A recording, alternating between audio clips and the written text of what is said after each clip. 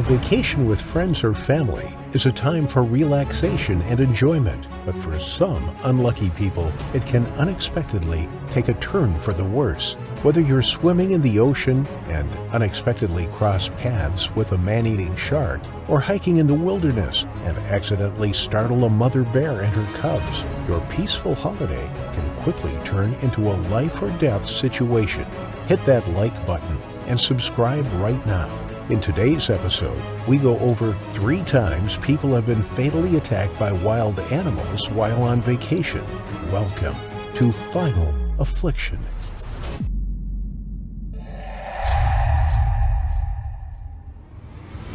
Sharm el-Sheikh is a city found on the tip of the Sinai Peninsula in Egypt and is a popular destination for tourists due to its sandy beaches and luxurious resorts. With a rich and diverse marine habitat, many people come just for the swimming, as they can watch the fish swim amongst the colorful coral reefs. What most people don't know about this resort city is that it was terrorized by sharks in 2010. This spate of attacks began with 2 women, 48-year-old Olga Martchenko and 70-year-old Lyudmila Stolyarova, both on holiday from Russia. Although at the time they only had their nationality in common and didn't know each other, they would end the day in the same helicopter, being airlifted to an intensive care hospital to treat the injuries that they inflicted within minutes of each other. First, let's take a look at Olga Martchenko and the events just before her attack.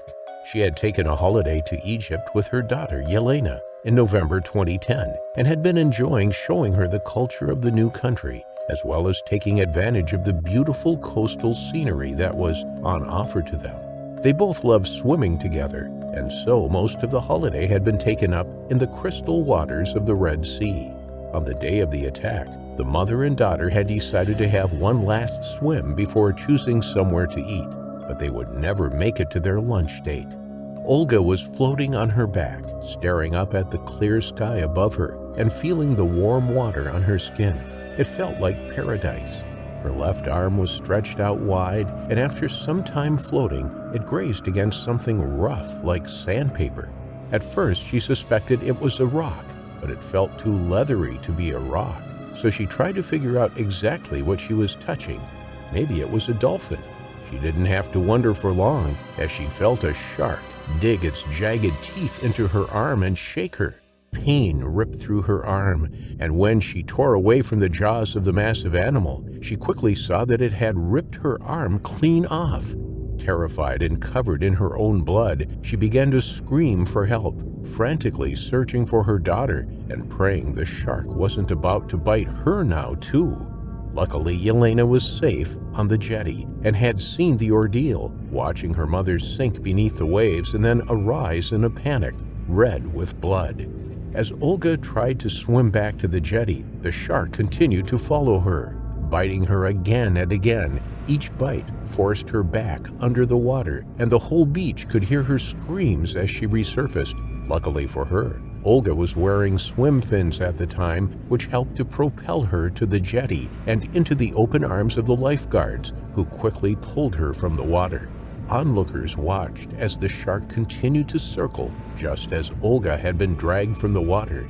It was now a race against time to keep her alive, long enough for her to get the medical help she desperately needed before she bled out. Are any of the fingers completely amputated? It looks like her entire hand is gone. Okay, so if you can, just make sure they take a clean, dry cloth and wrap it around the wound and place pressure on it. On the other side of the beach, Lyudmila was relaxing with her husband Vladimir in the sand. As it was coming to the end of their holiday, she was trying to make the most of the hot sun and warm waters before she had to go back to her cold hometown in Russia. She suggested to her husband that they should go swimming. He was deeply engrossed in his book, so declined, but encouraged her to go swimming by herself before they headed home. She agreed and disappeared into the water. At the same time, a dive instructor called Hassan Ali was on the sea floor with a client, showing her the basics of diving and introducing them to a new underwater world. Nearing the end of the dive, Hassan watched as a 3-meter white-tip shark approached him and his client. Concerned by its nervous movements, he decided to make himself look as large as possible, and they both attempted to kick away the animal as it circled them, seemingly looking for a safe route of attack. When it realized that it was getting nowhere with the divers, it suddenly shot up to the surface as it grasped another meal, Lyudmila. Hassan watched in horror as the shark grabbed the elderly woman by the leg and pulled her beneath the surface. He was helpless to do anything but watch. The animal made quick work of her leg, tearing at it with a ferocity that Hassan had only seen on TV. Within seconds, it had torn her foot from her body. He struggled to see anything further as Lyudmila's blood filled the ocean around her in a red cloud. Worrying for his client, he quickly brought her to the surface and handed her off to a colleague before diving back in to help the woman he had just witnessed being torn apart by a shark. He began to shout to everyone on the beach to get out of the water and that there was a shark attacking swimmers, but everyone already knew. They had already seen Olga getting attacked just 10 minutes earlier. As the lifeguards pulled Olga onto the jetty, they suddenly heard the screams of another woman, and upon looking towards the source, they could see an elderly woman covered in blood. They realized that the shark that had attacked Olga was not finished, and immediately began to evacuate the beach. With the help of Hassan, they were able to pull Lyudmila from the water and lay her next to Olga as they attempted to slow the bleeding of both victims. Within a few minutes, they were picked up by ambulances and taken to the nearest hospital, but their ordeal was far from over. The paramedics struggled to keep both women alive as they fought to stop the extreme blood loss and shock from killing them both. Olga went into cardiac arrest during her transportation, but was miraculously resuscitated before she reached the hospital. In the operating room, the medical staff were finally able to see how severe Olga's injuries really were. The shark had removed most of her hand below the elbow, forcing surgeons to partially amputate what was left of her limb. Aside from her missing hand, she had a giant chunk taken out of her buttocks, so much so that a section of her spinal cord was visible. She was lucky not to lose her legs. She was given 6 units of blood to replace all that she lost in the water before being sent to intensive care for monitoring. Lyudmila was also rushed into the operating room where she was assessed to see how they could save her life. Her left foot had to be amputated from where the shark had initially grabbed her, ripping her foot from her body. As she had tried to fight off the shark, it had grabbed her by her right arm, and out of instinct she had pulled her arm from its mouth. This action tore her skin from her arm, leaving the bone fully exposed before the animal severed her hand entirely. Her wounds were cleaned and closed as best that they could, administering her with 2 units of blood. The women remained in hospital in Cairo for 2 months before being airlifted together to Sheremetyevo International Airport near Moscow until they were able to be released back home. Their recoveries were long and arduous, with Olga's wounds even becoming septic once she arrived back in Russia. But eventually both women were able to make a full recovery, their bodies covered in scars. The shark responsible for the attacks was photographed by the client diving with Hassan Ali and had a distinctive notch from its fin, leading to an investigation as officials tried to locate the aggressive shark. It was soon identified as the perpetrator of the next 3 attacks, the last one killing an elderly German tourist. The shark was never caught, but was spotted by diver operators a few months later. Shockingly, videos were taken of a dive master hand-feeding this shark, a practice that has now been banned. It is thought that the hand-feeding of sharks contributed to the attacks that week as they became less frightened of humans and thought of them as a source of food. This might explain why the shark had bitten both women on the arm, possibly expecting it to be holding food. The divers would carry the food in a pack above their buttocks, which gives an indication as to why Olga's buttocks might have been bitten that day. This story was one of the worst shark attack sprees in modern history and brought a fear of the ocean to the locals for years to come, fearing that if they entered the waters, they would be next to be attacked and possibly meet their terrifying final affliction. 25-year-old Lauren Failla was living her best life. Originally from New Jersey, USA, she had just finished studying for a master's degree at Sotheby's Institute of Art in London. She was an incredibly talented artist and soprano singer, a kind, warm-hearted individual who had also fallen in love with 24-year-old Hito Chadha. His father was born in India, and Hito was eager to show his girlfriend Lauren the country. On the spur of the moment, they planned a trip to the subcontinent. There were some beautiful places to visit, some exquisite architecture, and incredible beaches. One of those beaches was at Havelock Island, in India's remote Andaman Island chain. Lauren saw the trip as a final adventure before settling down. She had received a distinction in her art masters and intended to shift her focus to social care. She was always described as a caring person, someone who would drop everything to lend a helping hand. She had volunteered with bereaved children by offering art classes as a form of therapy. This was, perhaps, something she intended on doing upon returning to the U.S. after her trip to India. She was an active member of the church and was eager to attend a church concert featuring her favorite group, Morristown's Blair Reinhardt Band, just a few days after returning home. But she would never make the concert. Havelock Island, also known as Swaraj Dweep, is home to some 6,000 people and is situated in the Bay of Bengal. It is known for its stunning beaches. Picture-perfect white sands and turquoise blue waters are lined by a backdrop of lush greenery. The most popular beach, Radhanagar Beach, also called Beach Number 7, is situated on the west coast. It was voted the best beach in Asia by Time magazine in 2004. On April 28, 2010, towards the end of their trip across India, Hito and Lauren headed to Beach Number 7 on Havelock Island. It was just past 3 in the afternoon. The conditions were perfect. Hito was an experienced snorkeler and scuba diver. The two of them headed down to the water's edge, each carrying with them their masks and snorkels. There was no one else about. It was the perfect romantic getaway. They paddled into the water, wading in up to their waists. Then they pulled their masks over their faces and dived into the blue. The shallows opened out to a reef, and the two of them swam along the corals, pointing out the brightly colored fish darting about beneath them. The water was clear. It was warm. Hito was filming the snorkel with his underwater camera.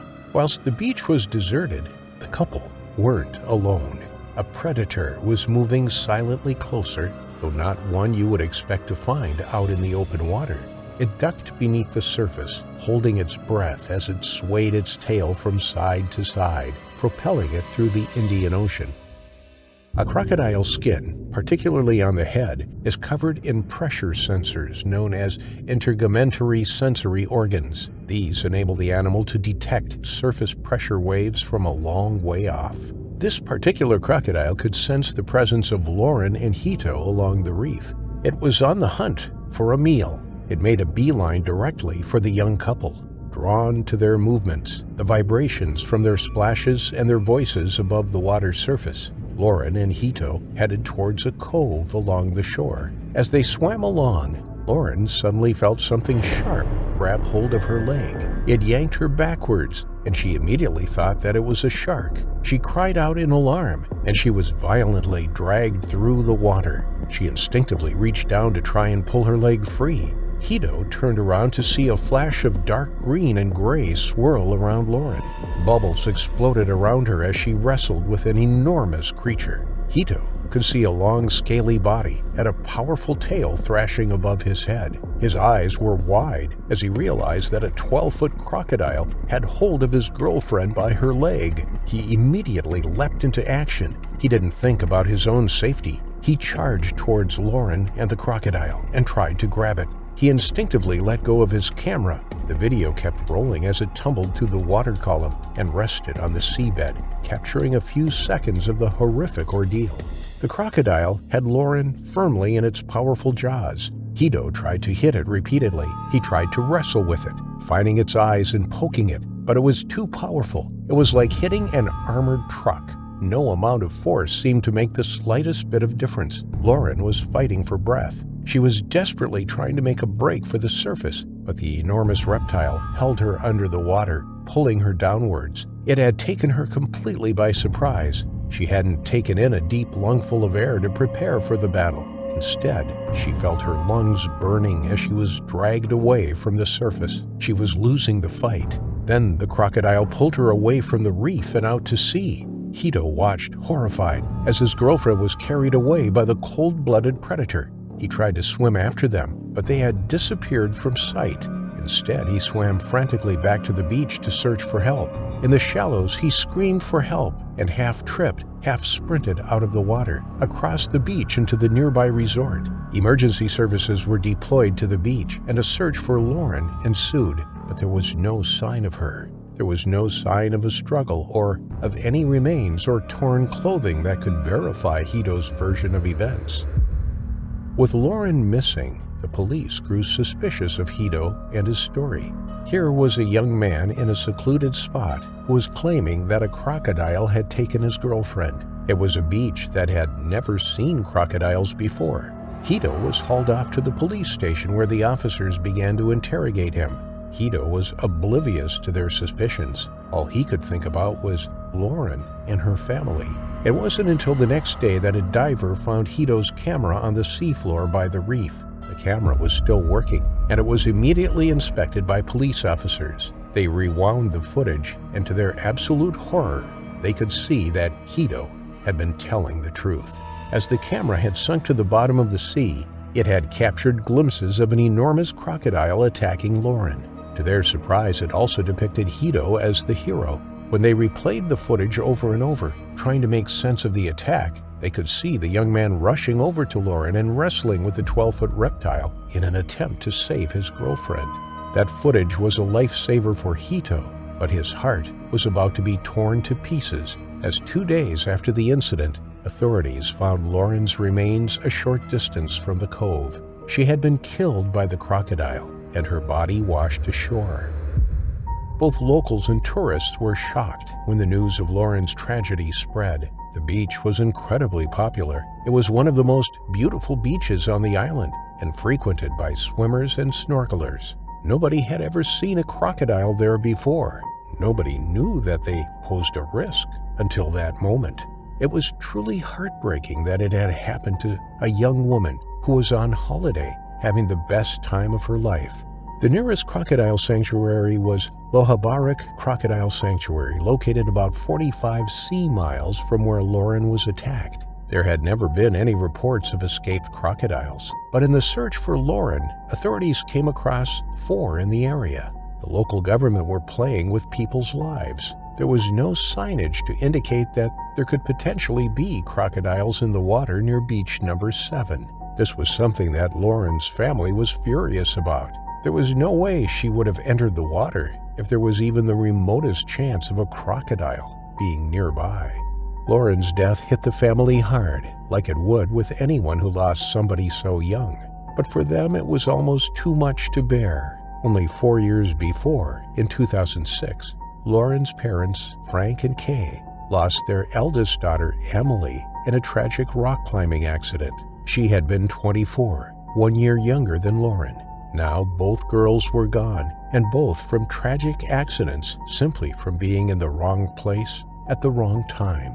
Although it was no comfort to Lauren's family, her attack had been incredibly rare. In fact, it was thought that it was the first open water attack by a crocodile in the Andaman Islands in history. In the past quarter century, there had only been 24 crocodile attacks, with 4 of them being fatal.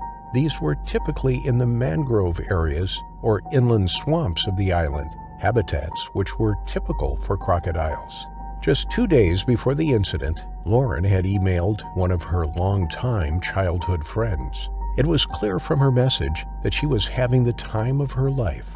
But, as was so typical of Lauren, she was also thinking about others and one of her best friends who was expecting her first baby. The message read, "Having an awesome and epic and hectic time in India. I miss you loads and wanted to wish you a happy, healthy anniversary.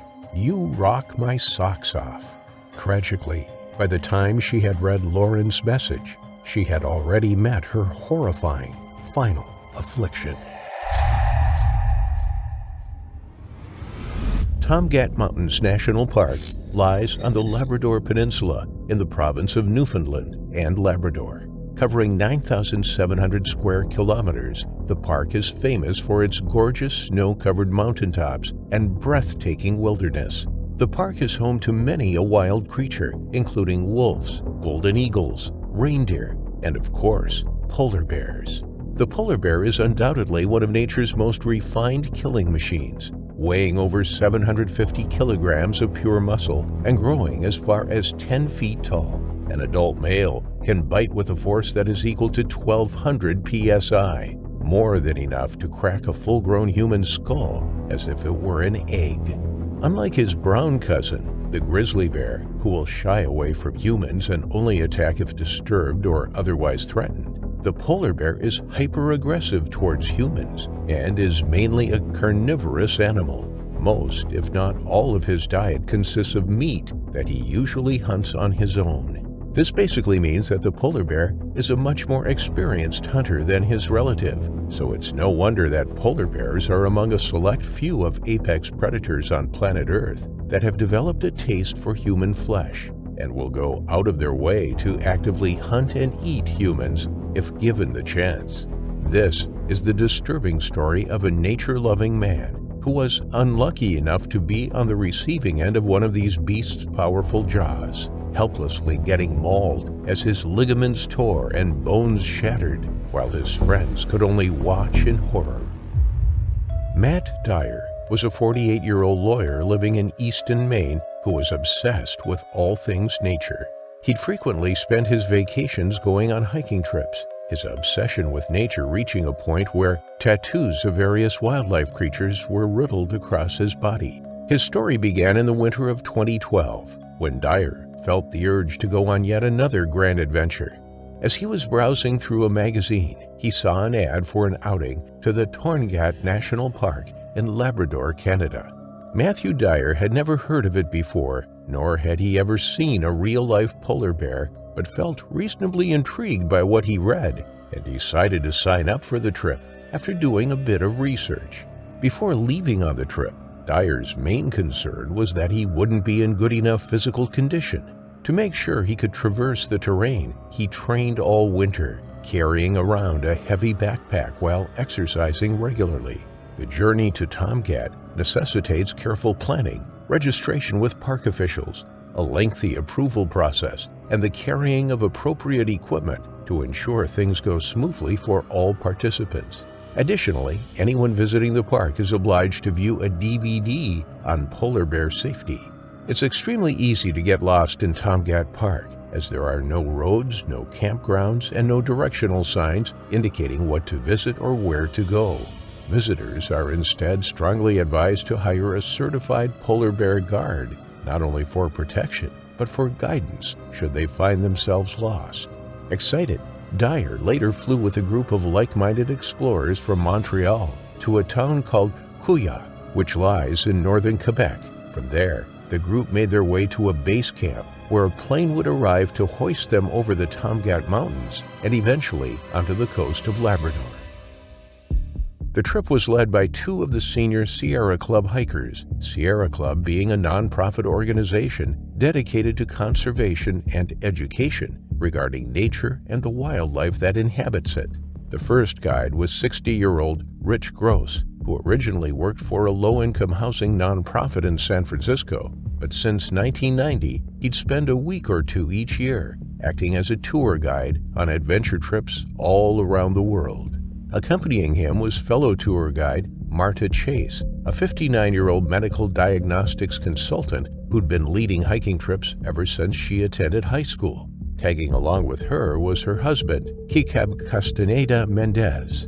Dyre, being the nature-loving enthusiast he was, would have loved nothing more than to see a real polar bear in the wild, but he thought he'd be extremely lucky if he actually saw one. As a result, he was thrilled when tour guide Rich Gross suggested going on a hike that would almost certainly result in the group coming into contact with the park's population of polar bears. After hiking for a while, Rich Gross announced now would be the time to set up a camp. The camp consisted of a few tents to sleep in, a cooking area to cook and store food, and perhaps more importantly, an electrified fence that stretched around the campground. A fence that was advertised as being capable of delivering an electric shock powerful enough to scare off any wandering predator, even though it was just powered by a couple of double D batteries, the same ones you'd likely find in a standard flashlight. The group knew the potential danger they were embarking on, yet they elected not to hire a dedicated polar bear guard, instead opting to just carry around flare guns and bear spray that they felt would be enough to quickly get rid of any unwanted bear encounters. After going to sleep at around 10 p.m., the group woke up the next day early in the morning to the sound of one of their fellow members announcing that he'd seen a polar bear close by the beach. Dyre quickly jumped out of his bed to witness the majestic animal. As he and the group made their way to where the bear was spotted, they soon saw a mother bear and her few-month-old cub only a few hundred yards away from where they set up camp. He was overwhelmed with joy. His eyes were fixated on the mother's every move, and he sat there admiring the creature's natural beauty, especially the young cub. Eventually, Gross announced it was time to head back to camp to have breakfast. After eating, they all geared up and went out to explore the mountains. They hiked through some of the most breathtaking views of nature, the icy lakes, the snow-covered mountains, the crystal blue water. It was all perfect. In the near evening, at about 4 p.m., they stopped near their camp and decided to relax for some time, as they were exhausted and their feet were sore due to hours of hiking. As they hunkered down, Dyre spotted a dangerous figure 100 yards away that seemed to be stalking the group. It was a full-grown male polar bear, 10 feet tall, larger than any bear they'd ever seen. Compared to the female bear they had previously seen, this bear was twice as big and had a broader coat. It approached them slowly, putting out its tongue and sticking its nose in the air, as if it were evaluating the two-legged creatures it had just come upon. They spared no effort to scare the bear away as he kept getting closer, grouping together to appear larger and more intimidating and making loud noises. However, this did little to stop the bear, who was now rapidly approaching them from less than 50 yards away. Rich had no choice but to pull out his flare gun and fire it at the beast. The animal continued to move closer to them as the flare was shot. However, the bear turned and raced off in a dead sprint when the shot landed in front of it, causing a second blast. Realizing the danger they put themselves in by sitting down outside the relative safety of their camp, they quickly gathered their things and made a beeline back to their tents. The crew was ecstatic when they arrived at camp, since adrenaline was surely pumping through their bodies. Everyone appeared to believe the danger was over, except for Dyre, who was uneasy about the whole situation and felt that the bear wouldn't give up that easily unless it had a plan. And as it turned out, it did. As the bear would later be seen a few hundred yards from the camp Dyre and his team had established, it would simply sit there for hours, peering at the camp from a distance, as though studying their behavior or looking for the easiest target. Gross wasn't concerned. That's what the fence is for, he told the group. As much as Dyre's crew assured him they were safe inside the camp, he still could not bring himself to fall asleep. So Matt positioned himself outside of his tent and stared down the bear as it watched them while the rain poured down. He remained there for over an hour, gazing at the bear and being soaked by the gloomy gray sky as the day wore on, before finally giving in and going to sleep. The crew spent the entire day of July 23rd observing the bear with binoculars. The bear appeared calm and unthreatening, spending the majority of the day dozing out. Later that night, a group member by the name of Eisenberg decided to check up on the bear's whereabouts before dinner, but discover it had mysteriously vanished from its original location and was nowhere to be seen. On July 24th, at 3:30 p.m., the group would be woken up by the sound of blood-gurgling screams coming from Dyre's tent, as it would appear the electric fence was not enough to stop the 10-foot bear, who easily managed to break through it and reach Dyre. The unsettling shriek startled Rich to wakefulness. He reached into his boot, close to his head, and pulled out a flare gun. He ripped the zipper off his sleeping bag and jumped from his tent. Marta Chase's tent was right next to Rich's. She was terrified when she heard the frightening growls of an adult polar bear coming from the tent next to hers. As she made her way outside and peered through a small window, the bear looked enormous and white as snow, aside from the black on its eyes and snout. The beast ignored Rich, as its eyes were fixated on Dyre. It wrenched helpless Dyre from his tent by the head and began flailing his body around left and right like a rag doll, his sharp fangs tearing through flesh and slicing through bone, while the group watched in utter disbelief. After Dyre stopped moving, the bear leaped over the electrified fence with Dyre's skull in between his jaws and made a run for it, likely hoping to reach the nearby beach, where he could then drown his victim and enjoy his meal without disturbance. It was now 3:32 a.m. Even though it was pitch black, Gross and Chase could still make out that the polar bear was running away with one of their traveling companions in its mouth. And things weren't looking good, as Dyre seemed to have stopped yelling for help. Rich and fellow group members gave chase, with Rich firing and hitting the bear with multiple rounds of double flares, before the bear finally loosened his clamp on Matt's neck and vanished into the darkness. When Rich finally reached Dyre's body, he was badly injured and unconscious. His jaw was crushed, his neck and lungs were punctured, he could barely breathe, and he was bleeding profusely.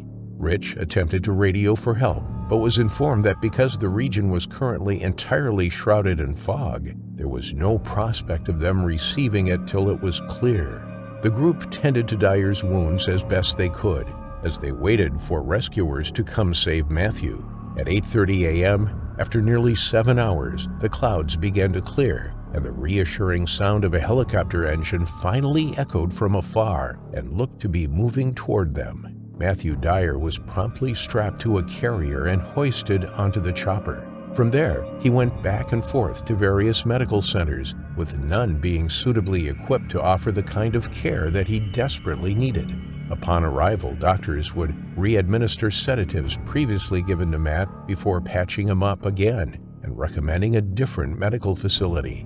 Eventually, Matt would arrive at the Montreal Central Hospital, where he would finally receive the care he needed. Medical reports regarding Matthew Dyre's condition were astonishing. The bones in his left hand were pulverized.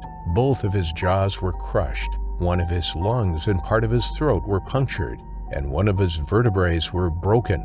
Yet, despite all that, miraculously, no vital organs or arteries were damaged, which explains how he managed to survive as long as he did. Even more shocking was that even though the 750-pound polar bear was flailing him around by the head, Matt managed to survive with his spinal cord largely intact.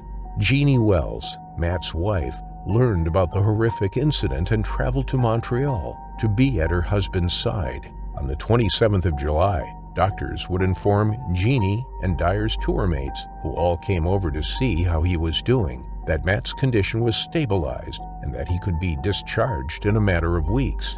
Fast forward to the present day, and Matt has made a complete recovery. His love for nature and the outdoors hasn't faded one bit. He even got a brand new tattoo of a polar bear to symbolize his life or death encounter with this ferocious predator. Matt's physical recuperation from the bear assault may have taken a while, and although his voice was left permanently affected as a result of an injury sustained to his vocal cords, he now feels emotionally stronger and all the more appreciative of the people who contributed to his survival. Very few animals, let alone people, survive an encounter with a full-grown male polar bear, especially not one who managed to clamp down on their heads with his powerful jaws.